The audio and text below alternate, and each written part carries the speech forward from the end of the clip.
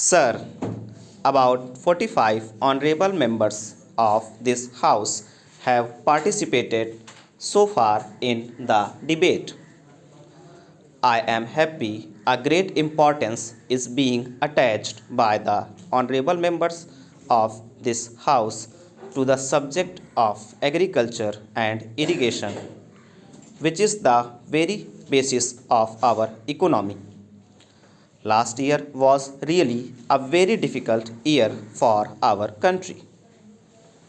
All of us have experienced the stresses and strains through which the food and agriculture economy passed. The reasons were many, but I think the natural disasters and the energy crisis were the two important contributory factors which added to our difficulty. As a result of this, some of the honorable members of this House very eloquently spoke on a number of issues. They were trying to draw an inference that the agricultural production of the food production is going down in this country because of the failure of the government policy. I would very humbly like to make this submission. Of course, I am not making a claim that everything is all right with government policies. After all, in a vast country like India, there may be weaknesses in administration, in implementation, etc. But my own honest and personal assessment is that this country's direction as far as agriculture and food policies are concerned is very much in the right direction, and that is why we are making a very substantial progress, though during the last 3 years because of the setback on account of some natural calamities.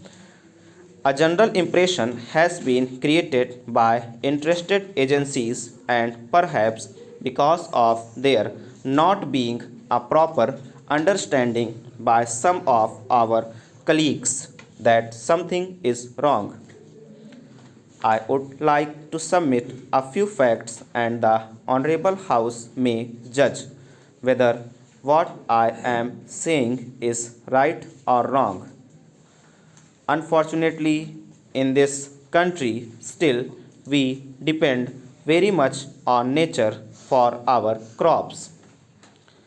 I will give some statistics to show how the major crops of ours are still dependent on rains.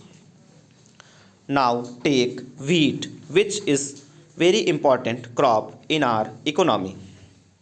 Now in wheat, the irrigated acreage is 54%, which is the highest in rice. It is 39%, and in the rest of the crops it is very low. Naturally, whenever there is an uneven distribution of rainfall or a failure of rainfall for our crops get affected during the whole year or so. The government of India is to ensure our economy against these natural calamities, and I think we have started getting some results. For instance, the main highlights of last year's agricultural economy are that though there has been a drought, for instance, Gujarat is a very important state both from the point of view of groundnut as also cotton, but this year the general level of cotton production is so high in the country that despite very severe drought conditions, if we try to analyze and look deep into the matter, we find that the general level of production has increased. Whatever the problems which are coming up as a result of more production. We shall face them and try to find some solution. I am glad that some of the members have very emphatically brought to our notice some of the problems because of more production of these commodities. In fact, what I was submitting were the positive aspects. Despite this, that this year was not a very normal year. This year, in half of Madhya Pradesh, there was very severe drought during the Kharif season, and then Orissa is in drought as also Tamil Nadu and about Gujarat. I have already mentioned. I have mentioned our achievements in cotton. It is not confined to cotton alone, though the final figures and the final estimates would be available much later.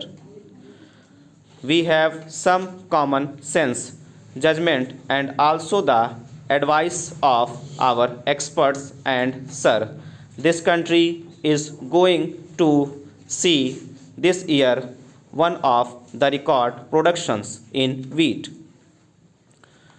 Wheat production went down after 1972 because there was a power shortage. There were some difficulties in regard to fertilizers, but the main season is the Rabi season. Winter season was absolutely dry. As I have already mentioned, 54% of the acreage under wheat is irrigated and 46% is unirrigated. Naturally, when there are no winter rains, it makes all the difference. But this year, despite the high level of fertilizers prices, there were favorable winter rains, and as a result of the efforts of the state government and various other agencies. Now I think and I am likely to be proved very much correct. It is my assessment that we are likely to produce more than 27 million tons of wheat this year, which this country has never seen. Then, if we take the total Rabi production, it is not wheat alone, it is a number of other crops also.